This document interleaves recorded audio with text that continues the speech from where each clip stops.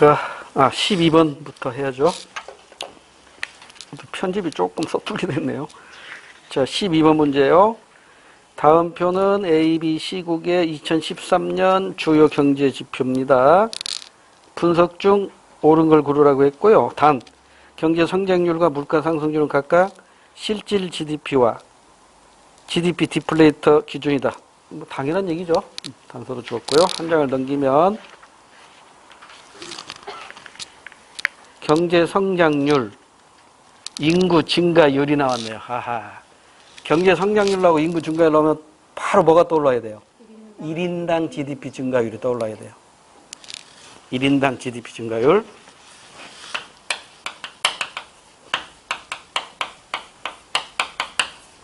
이 공식 한번 유도해드렸죠? 1인당 GDP가 GDP를 그 나라 총 인구로 나눈 거잖아요. 그러니까 양변을 미분하면 이제 변화율이 나온다고. 그래서 1인당 GDP 증가율은 equal 어떻게 계산이 돼요? GDP 증가율에서 뭘 털어내야 돼요? 인구 증가율을 털어내야 돼. 인구 증가율을 털어내야 된다고.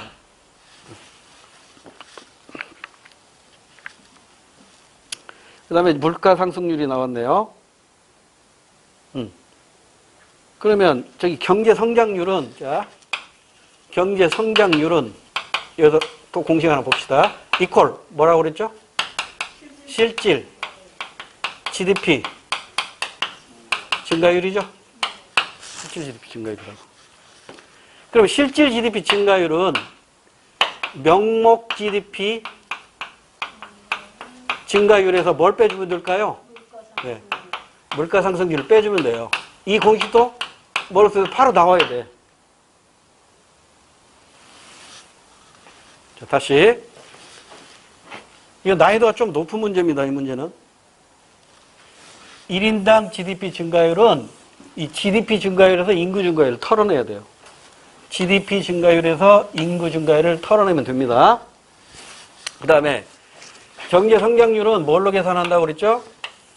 실질 GDP 증가율로 계산해요. 그래서 이걸 안 주고 얘하고 얘만 줄 수도 있어요. 시험 문제에서. 그래서 명목 GDP 증가율에서 물가 상승률을 털어내면 돼요. 하나 더 해볼까요? 우리 제일 마지막 단에 보면 이거 공부해요. 실질 이자율은 명목 이자율에서 뭘 털어내면 될까요? 물가 상승률을 털어내면 돼요. 다 똑같은 원리라고요. 이 공식은 알아야 적어도 우리가 치르는 시험 문제를 풀려면 이 정도는 알고 가야 돼요. 자, 실질 이자율은 명목적인 이자율에서 물가 상승률을 털어내면 돼요. 자, 이건 아직 공부 안 했습니다. 나중에 제일 마지막 단원에서 공부할 거예요. 자, 일단 표를 보니까 딱 이게 떠오르는 공식이 여기 벌써 딱 떠올라야 돼요. 근데 여기서 생뚱맞게 또 실업률이 나왔네? 어라? 실업률 나오면 물가 상승률하고 실업률과의 관계가 필립스 곡선이죠. 그러죠? 이거 필립스 곡선 유도가 가능하구나. 정도로 알아두시면서. 자, 이제 바로 문제로 갑니다. 옳은 거 고르라고 했죠? 실업자 수는 A국이 가장 적다. 지금 여기 실업률만 나와 있죠? 그러면 지금 나라가 여기 세 나라인데 A, B, C국인데 실업률이 나와 있단 말이에요. 근데 실업률이 지금 각각 3.6, 3.6, 4.3, 7.6 이렇게 나왔단 말이에요. 실업률이. 그럼 이 실업률은 어떻게 계산이 되죠? 경제활동 인구 중에서 실업자의 비율이죠. 근데 A, B, C국의 경제활동 인구 제시됐어요? 안 돼 있어요? 안 돼 있다고. 안 돼 있기 때문에 실업률만 가지고 이 실업률만 가지고 실업자 수를 추론할 수 있다 없다? 없어요. 다시 실업률이 제시됐는데 이 실업률은 경제활동 인구 중에서 실업자가 차지하는 비중이란 말이에요. 근데 나라마다 경제활동 인구가 얼마인지를 알 수가 없어요. 그렇기 때문에 실업률만 가지고는 실업자 수를 알 수 없어. 만약에 A, B, C국 모두 경제활동 인구가 똑같다 라고 했다면 실업률이 높을수록 실업자 수가 많겠지. 근데 경제활동 인구가 지금 표에 제시돼 있다 안 돼 있다? 안 돼 있으니까 모른단 말이에요. 알 수 없어요. 알 수 없어. 그래서 1번은 싱겁게 탈락. 2번. 명목 GDP 증가율은 C국이 가장 높다. 명목 GDP 증가율 알아야겠네? 그러면 이걸 이제 활용하는 거지. 명목 GDP 증가율을 알려면, 자, 얘를 이쪽으로 보면 되겠죠? 명목 GDP 증가율 이퀄 경제 성장률이야. 이거 이항시키면 되잖아. 이걸 활용하면 돼요, 이 공식을. 그러면 A국은 어떻게 돼요? A국은 명목 GDP 증가율 없잖아. 이건 좀 모르겠고. 물가상승률 얼마야? 5.0. B국은 5.2. C국이 10.4죠? 물가상승률 10.4. 그럼 이제 여기서 이제 이걸 털어내야겠지. 경제성장률. A국 4.5. 털어내면 얼마 나와요? 교수님 근데 네. 더 해야 되는 거 아니에요? 물가 상승률에서 더 해야 경제대비 증가되는 거 아니에요? 아까 이항시켰을 때 맞다. 명목 GDP 증가에 물가 상승이 포함이 되는 거니까 경제 이렇게 해야 되는데. 우리 이항하면서 부호를 제가 잘못 쓴 것 같으네요. 그러면 여기는 9.5. 그 다음에 B국의 경제 성장률이 6.2니까 11.4. 그 다음에 마이너스, 이거는 마이너스네. 마이너스 2.3이니까 8.1. 그러면 명목 GDP 증가율은 C국이 가장 높다. C국이 가장 낮았네요. 높은 게 아니라 가장 낮아요. B국이 가장 높아요. 2번도 땡. 실질 GDP 증가율이라고 했어요? 증가액이라고 했어요? 액이라고 했죠. 액은 알 수 없지. 율만 가지고 전년도 것이 나와야 전년도 실질 GDP가 얼마인가를 알아야 되는데 자료가 없다고. 다시 실질 GDP 증가율이 경제 성장률이 A국은 4.5라고 돼 있잖아요. 근데 이 4.5를 어떻게 계산된 거야? 전년도 이게 몇 년도야? 2013년이었던 거야? 2012년 거겠지? 2012년도에 실질 GDP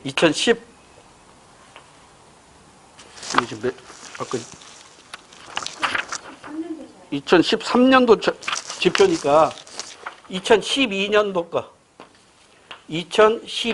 거에서 실질적인 2013년에서 2012년을 빼줘야 된다고. 근데 이 자료, 이 금액, 구체적인 금액이 없어요. 그러니까 알 수 없는 거지. 경제 성장률만 가지고 실질 GDP 증가율은 알 수 있지만 증가액은 알 수 없어요. 그러니까 액, 여기다 동그라미 치고 액은 알 수 없어요. 그럼 이제 끝난 거예요. 4번 정답 지금 바로 넘어가면 돼. 자, 4번 공부 확인. 1인당 실질 GDP 증가율은 이거네. 1인당 GDP 증가율이 1인당 실질 GDP 증가율이잖아요. 경제 성장률이니까. B국이 가장 높다. 확인하지. 확인해봐. 자, GDP 증가율. 이게 경제 성장률이죠. 실질 GDP 증가율. A, B, C. 4.5, 6.2, 마이너스 2.3. 그 다음에 인구 증가율. 5.2, 4.5, 3.3. 마이너스 6.7인가요? 1.7. 둘 다 마이너스 5.6. 가장 큰 것은 비국이다. 맞네? 비국만 양수고 나머지는 음수잖아요. 근데 사실 4번 이거 몰라도 푸는 문제예요. 이거 몰라도 푸는 문제지만 혹시 또 몰라. 이거 알아야 푸는 문제로 출제할 수도 있으니까. 일단 1번, 2번, 3번 확인했기 때문에 4번이 정답인 것을 알 수 있었고요. 이와 유사한 것이 또 하나 있어. 어딘가. 같이 한번 묶어서 풀어볼까? 아, 여기 있다. 24번 문제 보세요. 그러니까 2014년 국가직에서 나온 게 2015년 지방직에서 컨닝한 거야. 24번 문제 보세요. 다음 표는 A국의 경제지표 변화를 나타낸 건데 2013년 대비 2014년의 경제지표 변화에 대한 설명으로 가장 적절한 거 해서 경제 성장률, 물가 상승률, 실업률, 인구 증가율 이렇게 나왔는데 이 문제는 앞서 우리가 풀었던 문제보다는 쉬워요. 난이도가 좀 낮아. 아까 국가직이 조금 난이도가 높았고 이번 지방직이 난이도가 조금 낮은 편이에요. 자, 그럼 바로 확인 들어갑니다. 맞는 거 골라야 돼요. 총수요가 감소했다. 총수요가 감소하면 어떻게 되죠? 총수요가 감소하면 물가는 어떻게 돼요? 하락하고 GDP도 감소하겠죠. 그런데 지금 경제 성장률이 3.6, 3.1로 모두 플러스 규모죠. 플러스니까 GDP는 증가한 거란 말이에요. 그러니까 총수요가 감소한 게 아니라 총수요가 증가했다고 해야겠지. 물가도 오르고 있잖아요. 1번 총수요 감소가 아니라 증가라고 해야 되고. 그다음에 화폐 가치가 높아졌다. 보세요. 물가 상승률 계속 양수죠. 물가가 올랐으니까 화폐 가치는 하락했겠지. 그래서 화폐 가치는 높아졌다가 아니라 낮아졌다라고 해야 맞고요. 실업자 수 증가했다. 여기 실업률만 나와 있지. 이 실업률만 가지고는 실업자 수를 알 수가 없어요. 경기활동 인구가 주어져야 되는데 경기활동 인구를 몰라요. 자료에 없어요. 따라서 실업률만 가지고는 실업자 수를 판단할 수 없다. 그래서 끊는 거예요. 4번이 정답인 거야. 그럼 4번 공부거리를 확인해 볼게요. 1인당 실질 GDP 증가했다. 1인당 실질 GDP는 어떻게 계산돼요? 예, 경제 성장률, 즉 실질 GDP 증가율 빼기 인구 증가율이니까 2013년은 3.6 빼기 4.5, 2024년은 3.1 빼기 2.7. 그러니까 마이너스에서 플러스로 변했으니까 1인당 실질 GDP 증가한 거죠? 됐지요? 그러니까 이런 유형들의 문제들을 잘 기억해 두셔야 자꾸 숙달을 시켜야 시험장에서 짧은 시간에 정확하게 문제를 풀고 웃으면서 다음 문제로 넘어갈 수 있습니다. 자, 다시 앞으로 13번으로 올게요. 13번 문제. 다음 A 또는 B로 인해 인플레이션이 우려될 때 이에 대한 설명으로 옳지 않은 것. 단, 총수요 곡선은 우하향, 총공곡선은 우상향이며 다른 조건은 불변이다. 그러니까 그래프가 항상 이러한 모양이다 이런 얘기겠죠. 총수요 곡선은 우하향, 총공곡선은 우상향. 이게 오리지널이잖아요. 그런데 이제 이렇지 않은 경우도 있겠죠. 이렇지 않은 경우도 있겠지. 총수요는 수평, 총공급은 우상향. 이런 그래프도 존재할 거란 말이에요. 그래서 이게 오리지널, 원칙적으로 여기에서 이제 물가 수준하고 여기에서 소득 수준이 결정되는 것이 이게 원칙적인 것이죠. 자, 이걸 전제로 해서 옳지 않은 걸 골라라고 했어요. 옳지 않은 거, 틀린 거 골라야 돼요. 원자재 가격의 급등. 뭐라? 원자재 가격이 급등하면 이 그래프에서 총 수요에 영향을 줘요? 총 공급에 영향을 줘요? 원자재 가격이 비싸졌다고 그랬죠? 그럼 이렇게 되겠네. 그럼 물가 오르고 GDP 줄어드네요. 그럼 1번. A로 인해 생산과 고용이 감소한다.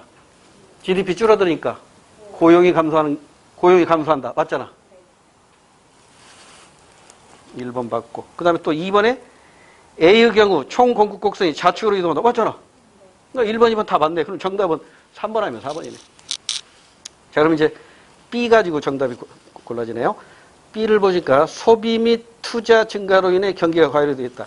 소비 및 투자래요. 자, 총수요는 C 플러스 I, CI, GX죠. 이건 GDPM이죠. 근데 여기서 문제에서 B번은 소비 및 투자가 증가했대. 소비 증가하고 투자도 증가했대. 그러면 총수요도 증가하지. 총수요 증가하면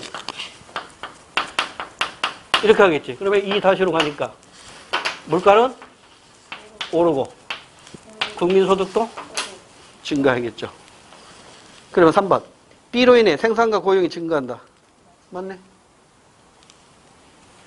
이게 GDP 증가하니까 생산과 고용이 증가하잖아요. 4번이 정답이네. 볼 필요도 없지만 공부거리로. B로 인해 B에 대한 대책으로 재할인율을 인하한다. 여러분 이게 지금 B로 인해서 물가가 오르잖아요. 물가가 오르면 긴축 정책을 펴야 된다고. 과일 경기니까. 그럼 재할인율을 인상해야지. 인하가 아니라 인상해야죠. 그래서 4번이 틀렸어요. 14번. 다음 그림에 대한 설명은 옳은 것. 단 물가 상승률은 GDP 디플레이터로 구한대요. 오른쪽 보니까 위에 있는 게 7호, 3, 2로 떨어지는 게 실질 경제 성장률이네요. 실질 굳이 붙이지 않아도 돼요. 경제 성장률은 실질 GDP 증가율로 측정되니까. 그다음에 아래에 있는 4, 4, 2, 3 이건 물가 상승률이네요. 그러니까 경제 성장률하고 물가 상승률이라는 두 자료가 제시가 되었어요. 그러면 1번으로 가서 이제 옳은 거 골라야 돼요. 경제 규모는 지속적으로 작아지고 있다. 땡. 왜? 지금 경제 성장률이 모두 양수값이잖아. 양의 값이잖아요. 음의 값이 나와야 경제 규모가 작아지는 겁니다. 1번 땡. 2번. 2010년은 2009년에 비해 물가 변동이 없다. 2010년은 물가가 4% 올랐죠. 2009년은 또 4% 올랐죠. 그러니까 이것은 항상 전년을 기준한다고 생각하셔야 돼요. 전년보다 4%, 전년보다 4% 오른 거야. 그러니까 물가의 변동이 없다가 아니라 물가 상승률의 변동이 없다면 맞아. 물가 상승률은 4%로 변동이 없지. 그러나 물가는 계속 오르고 있는 겁니다. 2번도 틀렸어. 3, 4번 둘 중에 하나 골라야 돼. 3번. 2012년, 제일 마지막 연도네요. 2011년에 비해 국내 총생산이 증가했다. 맞죠? 경제 성장률이 양의 값이잖아요. 3에서 2로 줄기는 했지만 속도는 줄었지만 규모는 증가한 건 맞잖아요. 그래서 3번이 정답이에요. 4번까지 갈 필요도 없다고. 자, 우리는 4번 것도 한번 공부거리를 확인합시다.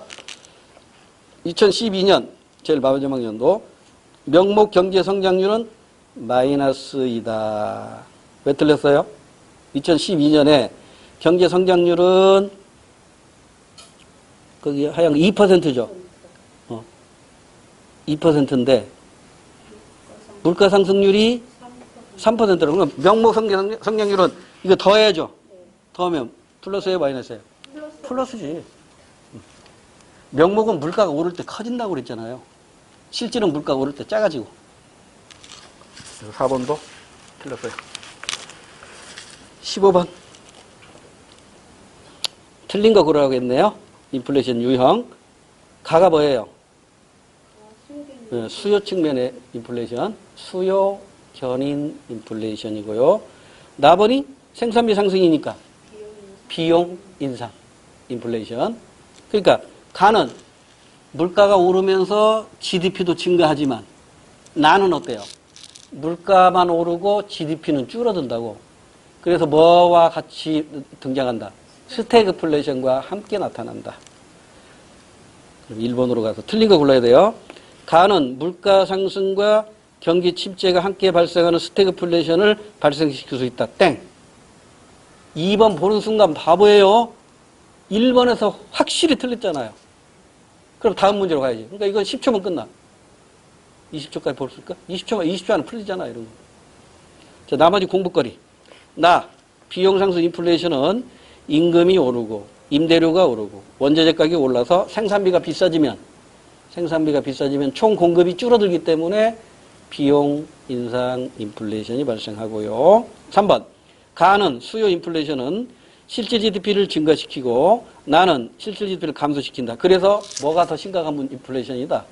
나가 더 심각한 인플레이션이다. 4번. 가는 총수요 곡선이 우측으로 이동하고 수요 요인에 의한 인플레이션이니까 나는 총공급 곡선이 좌측으로 이동한다. 맞잖아요. 16번. 다음은 각 연도의 물가 상승률과 명목 GDP 증가율을 나타낸다. 그럼 여기서 실질 GDP 증가율 계산할 수 있겠네요. 일단 표에 대한 분석은 옳은 걸 고려했고 단서로 물가는 GDP 디플레이터. 실질 GDP 측정 연도는 T-1년이 기준 연도래요. 한 장을 넘겨보세요. 자, 물가 상승률. 자, 여기 조심해야겠네요. 전년 대비라고 나와 있죠. 명목 GDP 증가율도 전년도를 기준으로 해서 풉니다. 계산한 겁니다. 그러면 1번으로 바로 가서 T년의 GDP 디플레이터는 100보다 크다. T년의 물가 상승률 제로죠.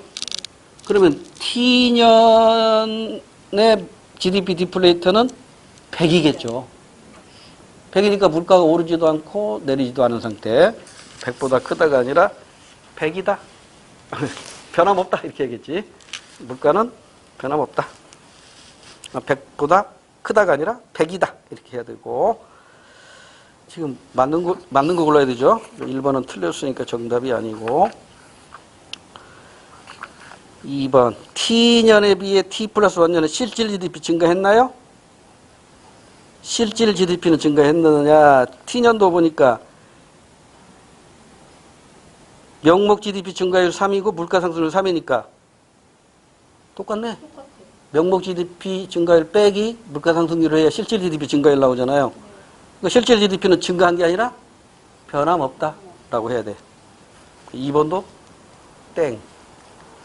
3번. 실질 GDP는 T 플러스 2년이 가장 크다. 실질 GDP는 T 플러스 2년은 실질 GDP는 기준 연도가 몇 년도였어요? 아까 앞에 뭐라고 돼 있어? T-1년이란 말이에요. 그러면 봐요.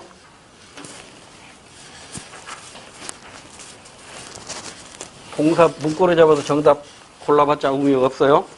대충 찍어서 맞았다. 이건 아무 실력이 아니에요. 그건 제대로 공부해서 맞춰야 되죠. 자, 실질 GDP는 실질 GDP 증가율은 명목 GDP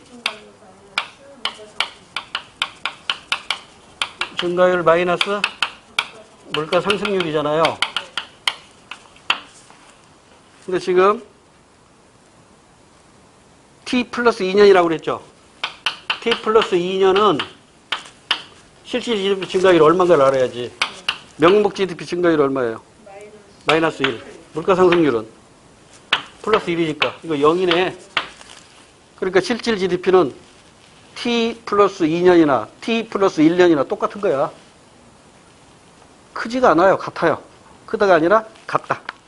T 플러스 1년과 같다. 이렇게 해야 되겠지. 근데 T 플러스 1년도 T년하고 같겠네. 그러죠? 물가 상승률하고 명목 GDP 증가율하고 3, 3으로 똑같잖아. 3 빼기 3 하면 0이잖아. 응? 아니다. 봐봐. 여기 지금 명목, 그다음에 물가 상승률이 여기 플러스로 하면 안 되지. 여기 마이너스가 되지. 네, 그럼 여기가 마이너스 2니까 증가한 게 아니라 감소한 거야. 작아졌어요. 큰일 뺐다. 다시.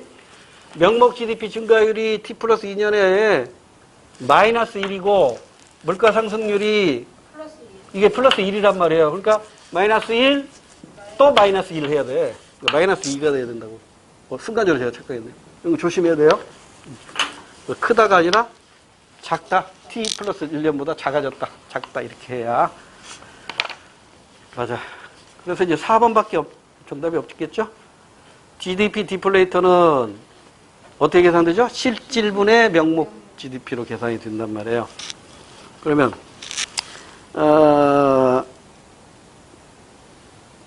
T 플러스 2년이 가장 크다. T 플러스 2년의 실질 GDP 마이너스죠? 네. 여기 따라 T 플러스 2년의 실질 GDP 증가율이 마이너스니까 실질분의 명목 곱하기 100 이게 GDP 디플레이터잖아요. 근데 얘가 마이너스라고. 얘가 줄어들었다고. 그러면 명목 GDP는 지금 증가율은 실질 GDP 증가율 마이너스 2니까 이게 줄어드는 거라고. 그럼 이건 어때요? GDP 증가율 작아지겠지. 됐나요? 자, 다시 GDP 디플레이터는 실질 GDP분의 명목 GDP 곱하기 100으로 계산이 돼요. 근데 T 플러스 2년에 실질 GDP 증가율이 마이너스라고. 마이너스 2라고. 그러니까 이 실질 GDP가 줄어든 거라고. 이게 작아진 거야. 이게 작아진 것이니까 명목보다 실질이 더 작아졌으니까 GDP 증가율은 GDP 디플레이터는 이게 작아져 이게 커지겠네. 가장 크다.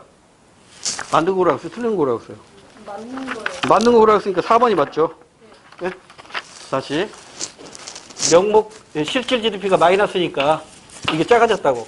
작아졌으니까 분모는 작아지고 분자는 분모보다 분자가 작아졌으니까 GDP 디플레이션은 커지는 거겠죠. 말이 빨라지니까 나도 헷갈리네. 4번만 맞습니다. 나머지는 다 틀렸고요. 그 다음에 17번. 다음 표는 하나의 제어만 생산하는 국가의 실질 GDP와 명목 GDP를 나타낸 거래요. 이에 대한 분석으로 옳은 걸 고르라고 했고요. 기준 연도는 2016년이래요. 그럼 2016년은 당연히 물가지수가 GDP 디플레이터가 100이겠죠. 따라서 실질 GDP나 명목 GDP가 똑같겠죠.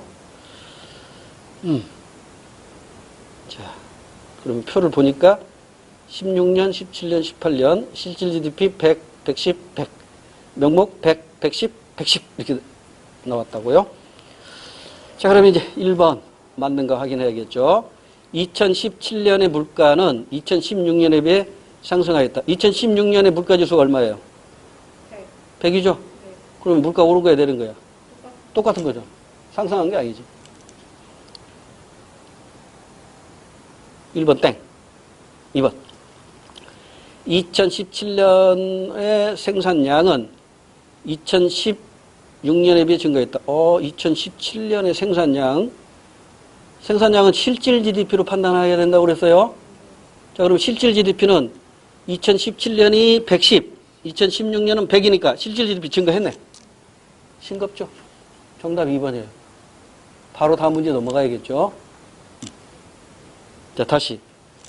생산량이 늘어나거나 줄어드는 걸 우리는 경제성장이라고 하는데, 경제성장은 실질로 계산한다, 명목으로 계산한다. 실질로 계산하는 거예요. 그래서 실질 GDP만 보고 생산량이 늘었는가 줄었는가를 알 수 있어요. 자, 그럼 다시. 2016년, 2017년 생산량 늘었죠? 2017년, 2018년 생산량 줄었죠?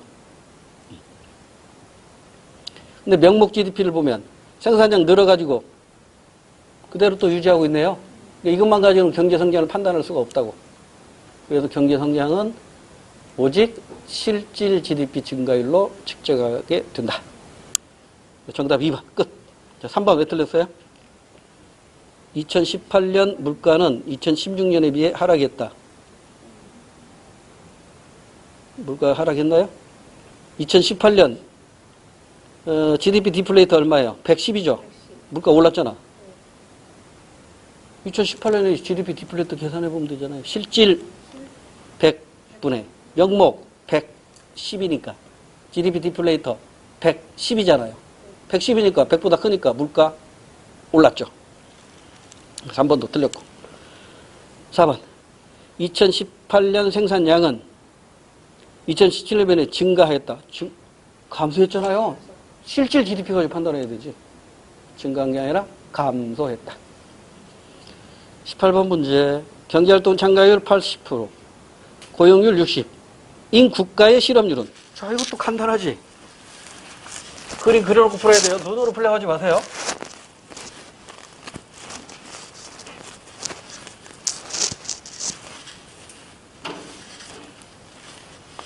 자, 생산인구, 경제활동인구, 비경제활동인구, 취업자 수, 실업자 수. 경제활동 참가율이 80%래요. 얘분의 얘가 80%래. 그리고 고용률이 60%래. 얘분의 얘가 60%래. 근데 이 나라의 실업률은 얼마냐? 얘분의 얘가 얼마냐? 이거잖아. 그러면 이걸 100으로 가져가고 풀어봐요. 얘가 인구가 100이라면 얘는 몇 명이에요? 80명이고 얘는 20명이 되겠지. 그러면 취업자 수는 100명 중에 몇 명이에요? 60명이어야지. 근데 경제활동인구는 80명이니까 60을 빼면 20이네. 그러면 실업률은 8분의 2네. 4분의 1이네. 25%. 이렇게 추론해서 풀어라는 겁니다.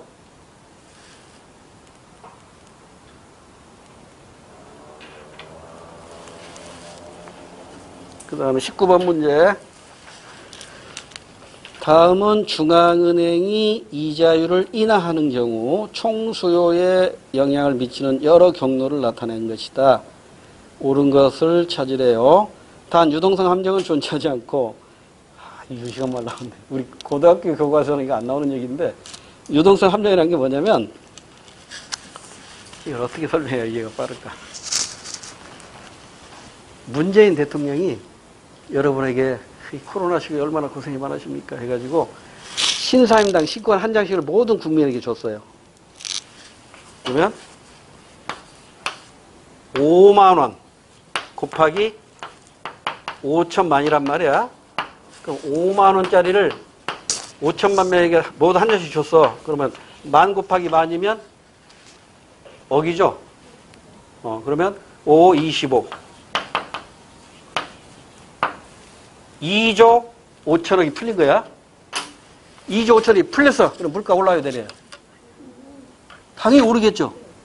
그런데 유동성 함정이라는 건 뭐냐면 돈은 풀렸는데 국민들이 이거 대통령이 준 거야. 안 쓰고 기념으로 가지고 있을 거야. 하고 장롱에다 다 처박아놨어요. 그러면 물가 올라야 안 오른다고. 이걸 유동성 함정이라고 해. 그러니까 돈을 풀었는데 숨겨놓는 게 아니라 돈은 풀린 대로 시중에 나간다 이런 뜻이야. 유동성 함정이 없다 이 말은. 우리 고등학교 책에는 안 나오는 용어인데. 그러니까 이게 무슨 말인지 모르면 문제 푸는데 전혀 시작 없는 거겠다 이 생각 그냥 넘어가야 돼요. 유동성 함정 공부한 적이 없는데 왜 이렇게 어렵지? 이렇게 생각하는 순간 이 문제 어려워져요. 유동성 함정 존재하지 않고 각 경제 낙관이 뭔 말인가 몰라. 그럼 그냥 문제 풀어버리세요.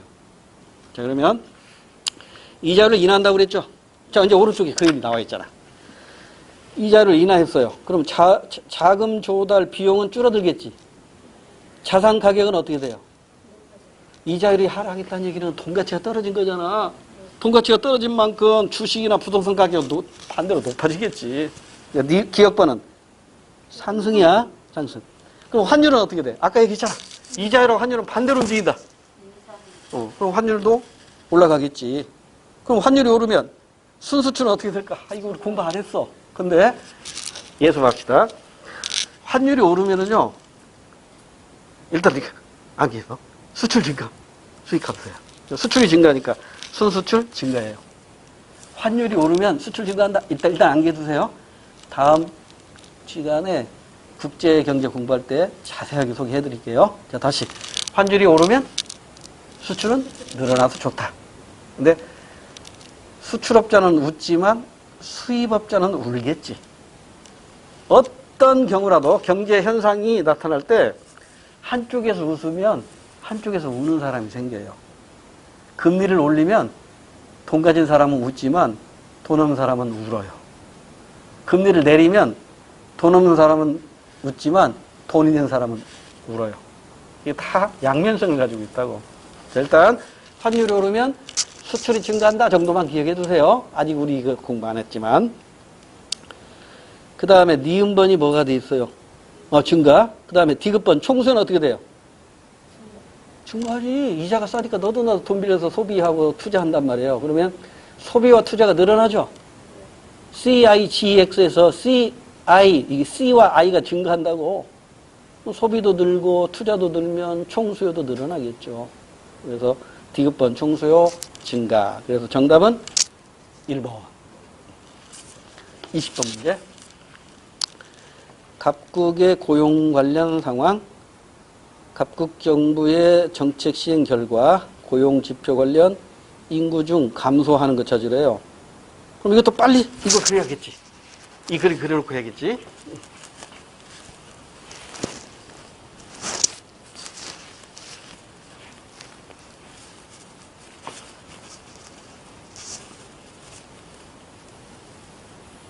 자, 이제 이걸 그려놓고 각국의 실업률은 매우 양호하지만 고용률은 상대적으로 좋지 않다. 각국 정부는 고용률을 높이기 위한 여러 정책을 강도 높게 추진하였다. 그 결과 고용률은 상승했지만, 이건 상승했대요. 고용률은 상승했대. 취업률은 오히려 하락하는 상황이 되었대요. 취업률은 오히려 하락했대요. 그리고 단서가 나왔네. 15세 이상 인구는 변함이 없다. 이건 고정돼 있대요. 그럼 끝났지. 얘가 고정된 상태에서 고용률이 높아졌으니까 취업률은 증가한 거예요. 취업자 수는 증가한 거지. 그런데 취업률이 하락했다는 얘기는 얘가 더 많이 증가한 거야. 그럼 이것도 더 많이 감소한 거겠지. 오케이? 그 실업자도 증가했겠지. 자, 다시. 지금 15세 이상은 생산인구가 고정됐다고 전제했어요. 대부분의 시험 문제에서 이거 전제합니다. 이렇게. 근데 얘가 늘었어. 고용률이 늘었어. 그러니까 얘가 분모는 고정되어 있는데 고용률이 늘었다는 얘기는 분자가 커졌다는 얘기죠. 예, 커졌어. 취업자 수 늘었어. 그런데 취업률은 오히려 줄었대. 분모분의 분자인데 분자가 커졌는데 취업률은 작아졌다는 얘기. 얘가 더 많이 커진 거잖아. 경결 이게 더 많이 커진 거잖아. 그럼 얘는 더 많이 줄었겠지. 얘 고정돼 있으니까. 그럼 얘가 더 많이 늘었으니까 얘도 늘고 얘도 는 거야. 이 그림이 그려져야 돼요. 이 그림이. 자, 그럼 이제 문제로 들어가서 뭘 구하라고 했어? 감소한 거 구하라고 했네. 얘네, 얘. 감소한 거 구하라고 얘밖에 없지. 21번. 다음 그림은 총수요 곡선이 우하향하고 총공고 곡선이 우상향하는 경우에 물가와 실업률 관계를 나타냈대요. 균형점 2의 이동에 대한 설명으로 옳지 않은 것. 균형점 이동은 단기적 변동만 고려한대요. 여기 또 연결이 안 되네. 자, 한 장을 넘기셔야 돼요. 물가하고 뭐가 주어졌어요?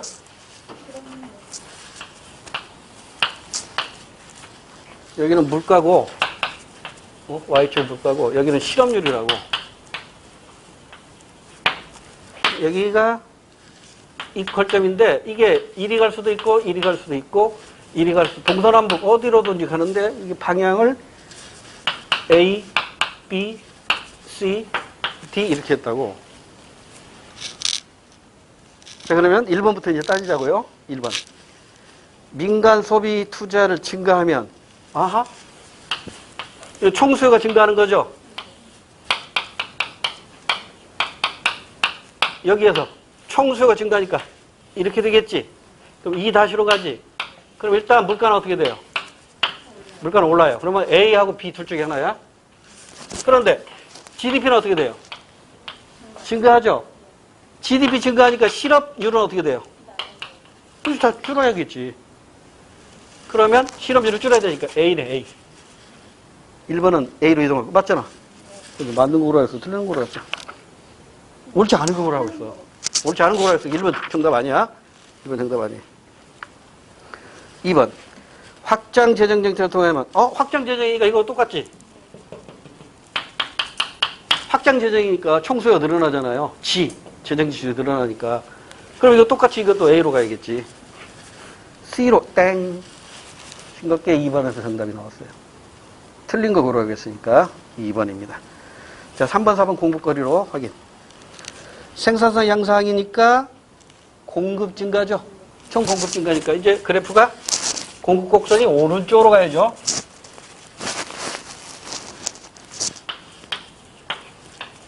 총 수요와 총 공급 이퀄점에서 균형이 이루어졌는데 이번에는 총 생산성 향상이 돼가지고 총 공급이 이렇게 증가한 거야.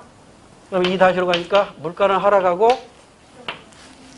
생산성은 높아졌으니까 실업률은 어때요? 실업률을 줄어야겠지. 물가 하락, 실업률도 줄어. 물가 하락, 실업률 줄어. C 대 C. 맞나? C. 맞잖아. C. 4번. 생산비 증가로 생산비용 증가니까 이제는 반대지.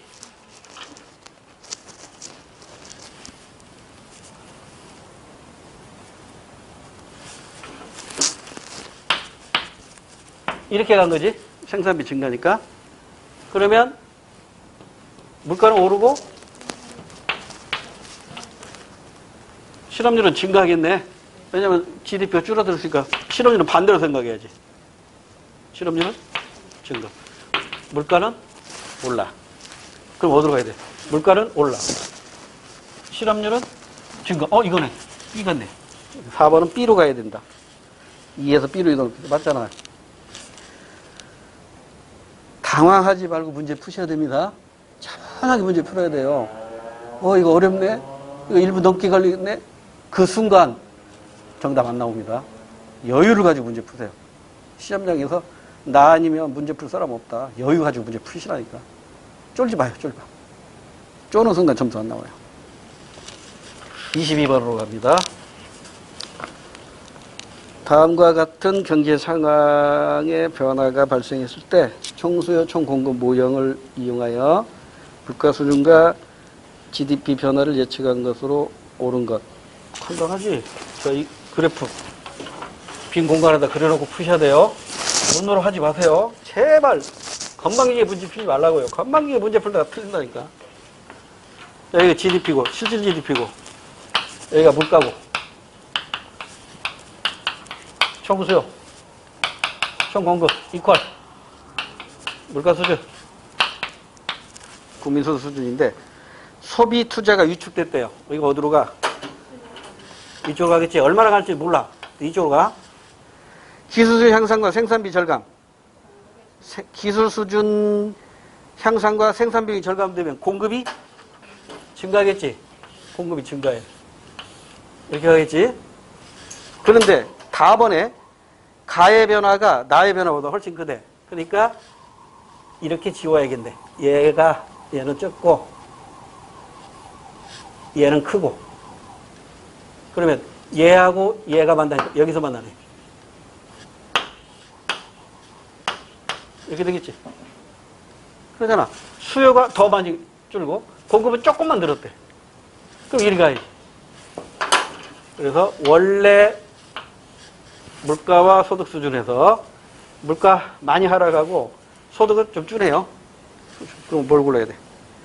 물가 수준 하락, GDP 감소. 근데 이 중에 뭐가 더 많이 감소해? 물가가 더 많이 줄어요. 물가 수준이. 그래서 이 문제는 정답은 일단 2번밖에 없잖아요. 됐지요? 오늘은 여기까지 할게요.